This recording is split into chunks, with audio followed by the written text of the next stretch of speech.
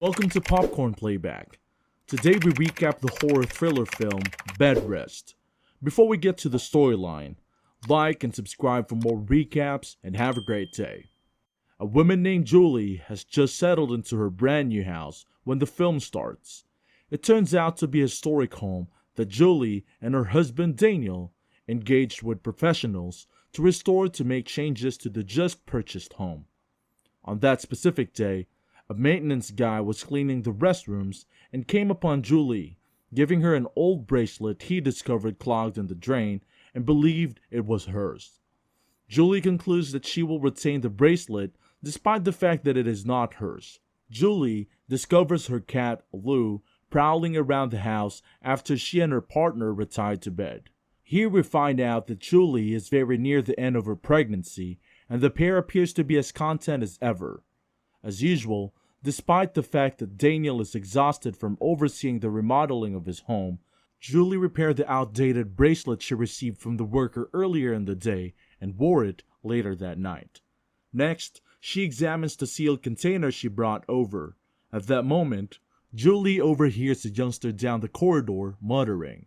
Lou, her cat, is hissing at a tarp-covered doorway when she finds her pet waiting for her.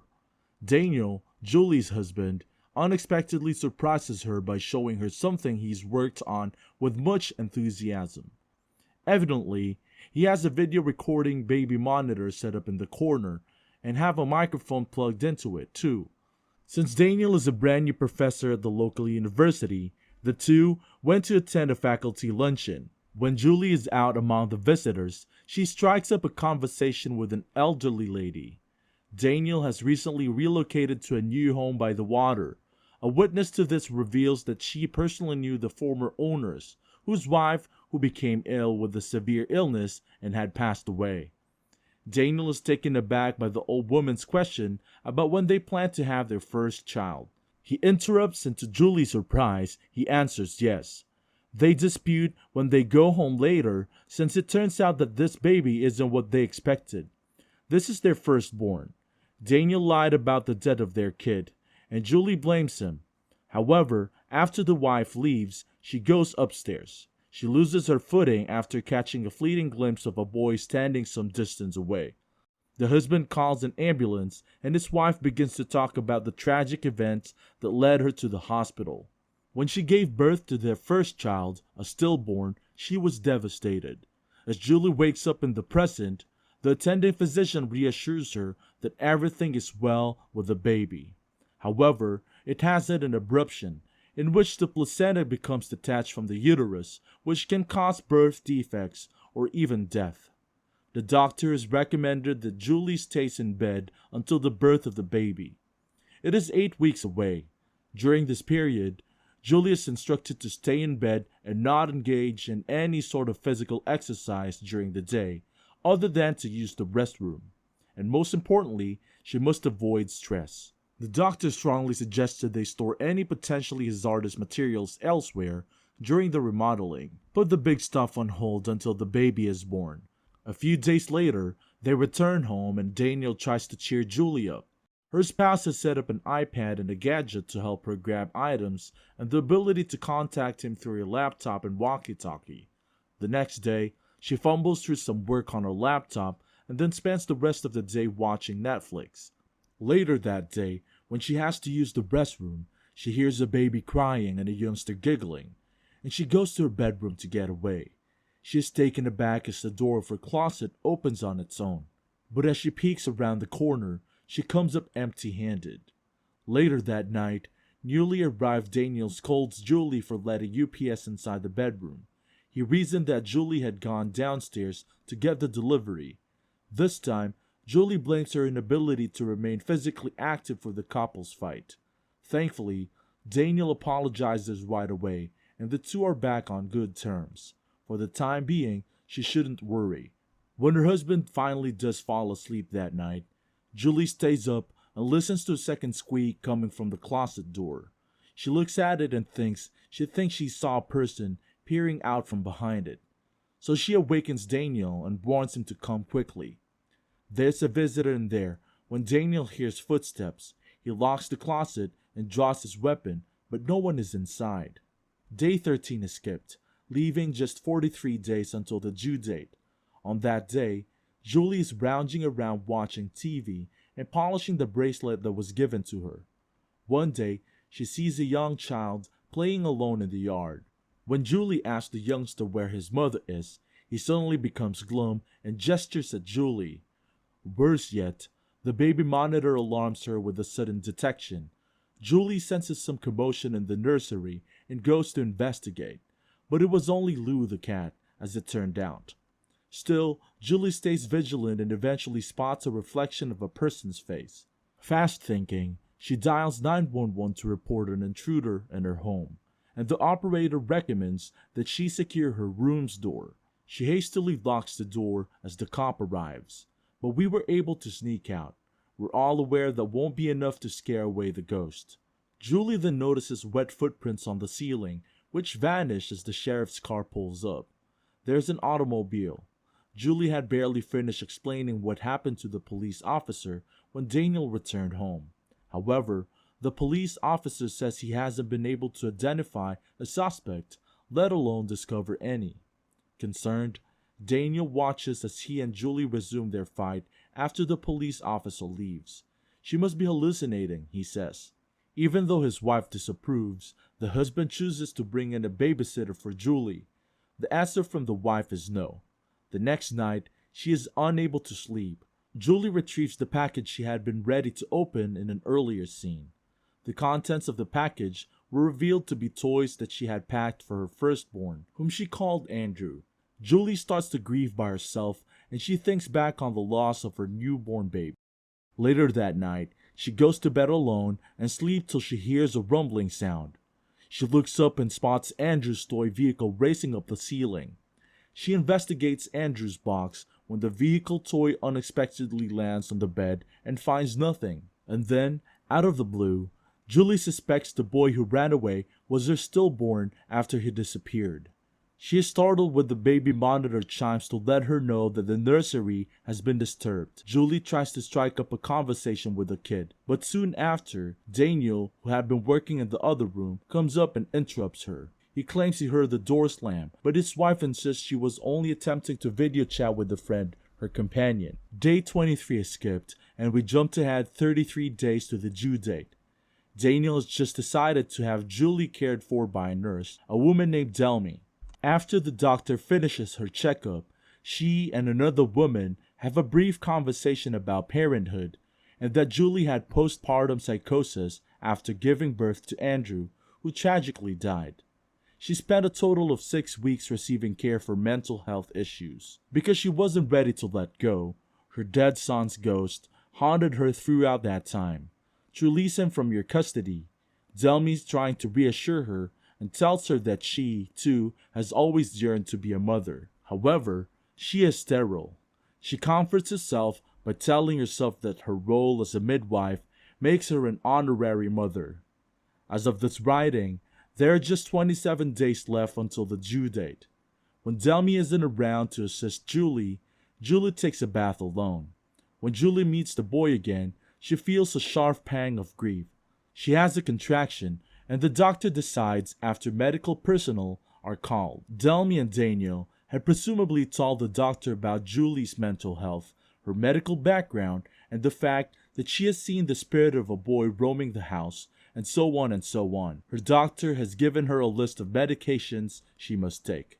As soon as they get outdoors, Julie begins listening in on her husband's talk with the neighbor. Who's in charge? The doctor. The physician advises Daniel to consider hospitalization if the prescribed medicine is ineffective. Julie is annoyed because they want to commit her to a mental health facility. Now that Delmy knows the drug is the best option, she begins administering it to Julie. Quick action. It seems like everything is going well, and Julie is enjoying her time under Delmy's care, repeatedly each day. The due date is in 18 days. Julie replies one night to the sound of the cat while moving from under the bed by hiding it again beneath the bed. Then from across the room, Lou the cat meows, indicating that Lou didn't actually slide the ball beneath the bed. Julie looked frightened, looks beneath the bed with the mirror.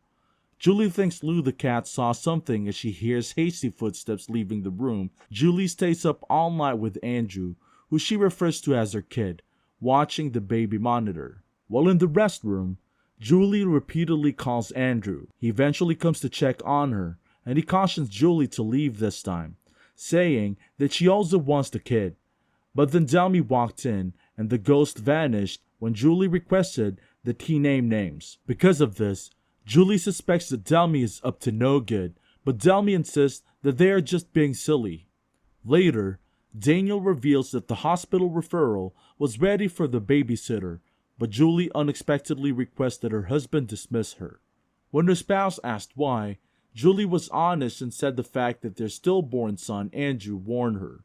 It's clear that Daniel doesn't trust her since he storms out of the room. He disconnected the nanny cam in the hopes that it would put an end to her hallucination. We'll fast forward to the final 3 days before the deadline. Delmy does another health check, and then she tells the story of a woman who used to make one's home there. This mother of 3 was about to give birth to her 4th child. Her pregnant daughter was killed in a vehicle accident when she was on the way to the hospital. She became severely depressed as a result of this and ultimately committed suicide. Julie asks Delmy what the woman's name is just before she leaves, and Delmy says Kinsey Melandra. Julie was curious about the name and carefully examined the bracelet she found on the toilet and notices the letters MK.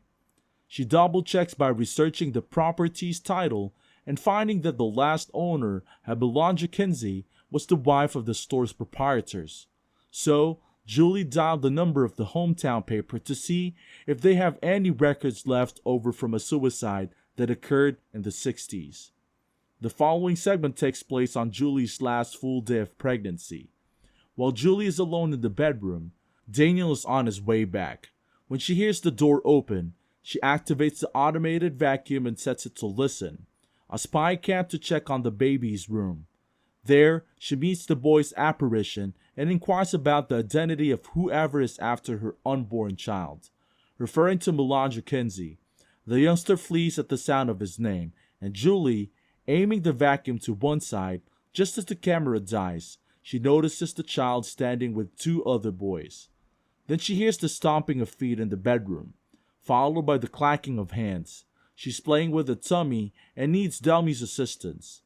Delmy, fearing that she may be going into labor soon, finds another reason to get dressed. Despite Julie's pleas, they abandoned her. Just in time, Julie checks her email and finds the news story she was looking for. Melandra Kinsey apparently killed her 3 boys before taking her own life. One of them is quite similar to the little kid that Julie mistook for Andrew.